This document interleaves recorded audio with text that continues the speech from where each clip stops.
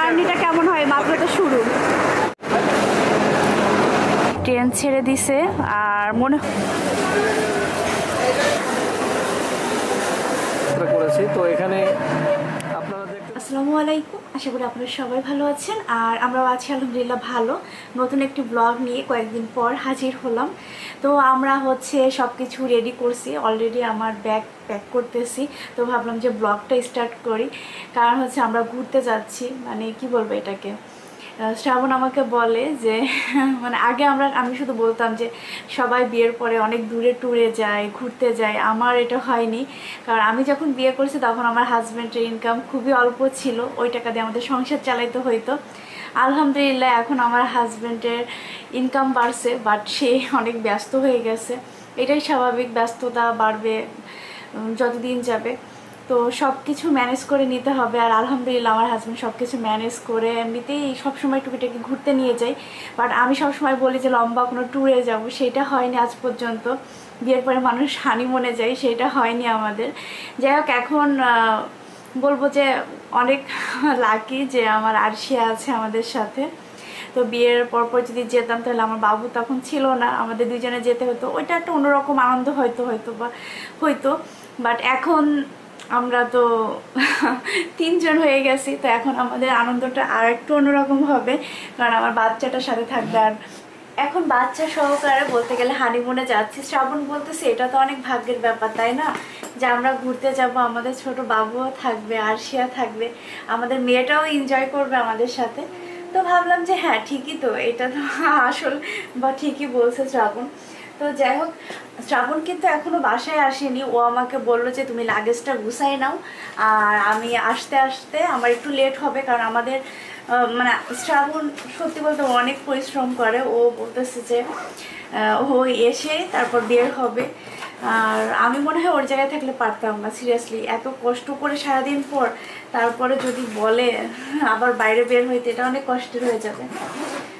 তারপরেও এখন কি করে, আমাদের 10:30টায় ট্রেন। তো এখন আমি সব কিছু মানে আমার অলরেডি গোছানো শেষ। আমি এখন একটু ঠিকঠাক করে সব জামাকাপড় প্লেস করে নিব, নেওয়ার পরে রওনা দিব। তো সাথেই থাকেন, দেখি কতটুকু শেয়ার করতে পারি। তো ইনশাল্লাহ আমাদের ট্যুরটা যেন ভালো কাটে, এইটা সব আপনারা দোয়া করবেন আমাদের জন্য। তো সব কিছু রেডি করি, সময়ও বেশি নেই, শ্রাবণ আসলেই চলে যাব আমরা। তো আমরা যাচ্ছি তিনজন, আমি, শ্রাবণ আর আরশিয়া, আর ভাই আর আরিফা থাকবে। যেহেতু প্রথমবার ট্যুরে যাচ্ছি তো তিনজন যাচ্ছি, এই কারণে। ইনশাআল্লাহ নেক্সট কোনো ট্যুরে যদি যাই, ওইভাবে আমরা প্ল্যান করি, তাহলে হয়তো আমরা সবাই যাব। দেখা যাক, আল্লাহ ভাগ্যে রাখলে সবাই। আমার তো ইচ্ছা আছে পুরা পরিবার নিয়ে যদি যাইতে পারি, আল্লাহ যদি তৌফিক আমাদের দেয়, তো ইনশাআল্লাহ আমরা পুরা পরিবার নিয়ে একদিন ট্যুর দিব, সবাই দোয়া। তো শ্রাবণ অনেক লেট করে কোর্ট থেকে এসেছে, এই কারণে আমরা তাড়াতাড়ি রেডি হয়ে গেছি। আর সেরকম কোনো ভিডিও ক্লিপ নেওয়া হয়নি। তো এই যে আমরা নিচে নামবো, এর ভিতরে আবার মনে পড়ছে ক্যামেরার কি যেন নেওয়া হবে, তো ওটা আবার বাই বাই। শেষ বয়সে আমরা বলে হাড়ি মনে যাচ্ছে, এই কথা শুনে আমি হাসবো না কানবো রে। আমার ভাই আমাদের আগায় দিতে যাচ্ছে। তো অবশেষে আমার ইচ্ছা পূরণ হচ্ছে। তো আমরা তো এখন মানে অলরেডি চলে আসছি। আর আজকাই ও অলরেডি বসে পড়েছে, মাম্মাম। সে অনেক বেশি হ্যাপি হয়েছে, শুধু বাইরে বের হয়ে বলছে ওয়াও ওয়াও ওয়াও। তো এখন ট্রেনের অপেক্ষায়। তো আমাদের এখানে ট্রেন কিন্তু ইতিমধ্যে চলে আসছে।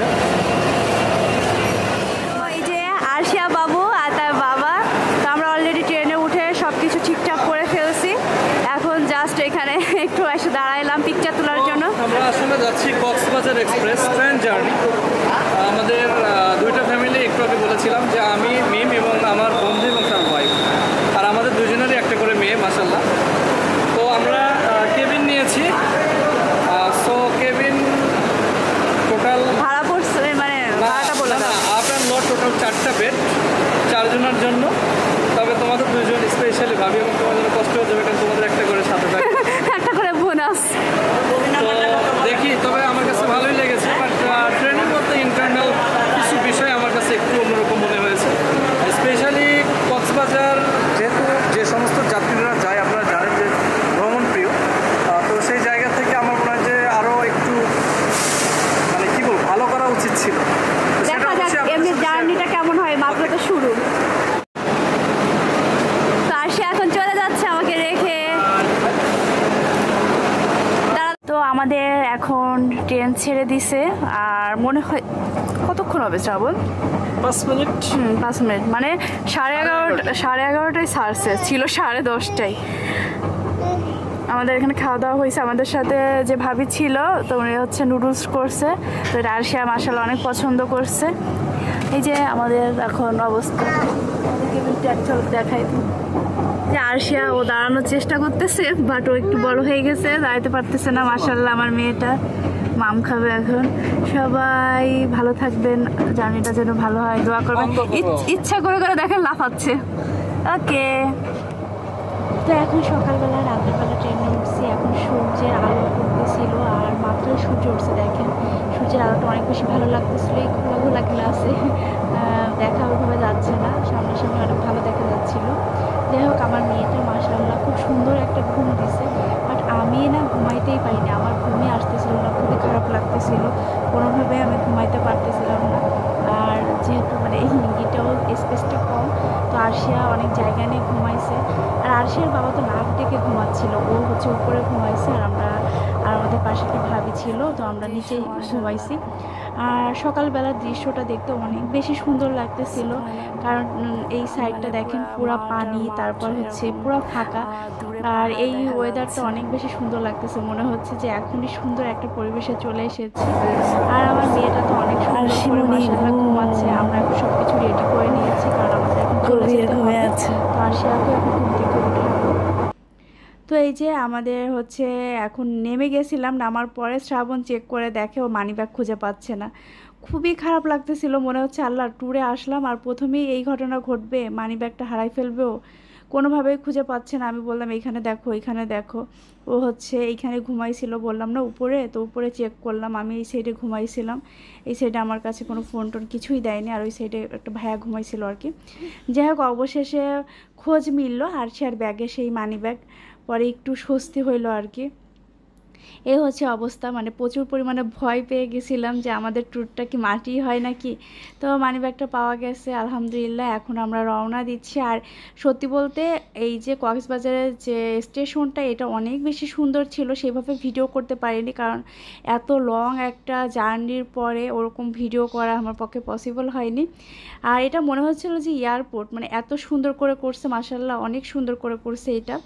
তো আমরা এখন একটা অটো নিয়েছি, আর অটো নিয়ে আমরা এখন দুই পরিবার রওনা দিচ্ছি। তো এখন হচ্ছে হোটেলের উদ্দেশ্যে রওনা দিব। নেক্সট ভিডিওতে আমাদের হোটেলটাও শেয়ার করবো ইনশাল্লাহ।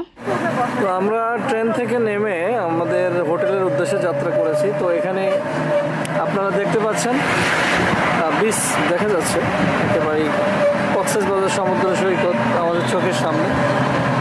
আমরা ধীরে ধীরে সেদিকেই যাচ্ছি।